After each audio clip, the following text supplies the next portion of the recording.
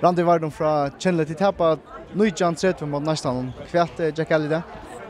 Jag alltid att vi får en välja motbricka ta början av dessutom till för några kontra mot rockon som vi inte klarar att stäcka. Och så blev det olja tungt ta i början.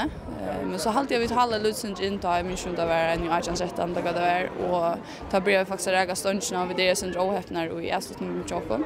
Annars hade vi kunnat gott hålla sen in ta. Jag hade faktiskt i månaden där att vi klarar short att stäcka ta min shot all på början. Annars följs det inte som det så stor månader. Spelar det kan hålla kortet optimalt i det? Nej, det gör det inte. Till tog ju kort optimalt, men så gör det för några fel här vi missar bultar och upprest dem och det är inte gott nog. Inte hvis man ska vinna i det så där.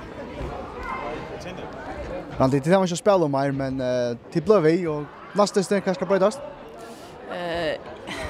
Jag har alltid inte ska brötas. Jag har alltid geister med öliga går i det. Vi skulle bara starta med mer och fel till faktiskt vara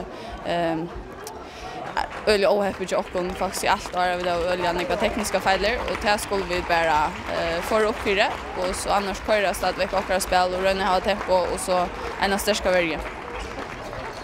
Tack för samrådet och gå ett ner framme. Tack för det.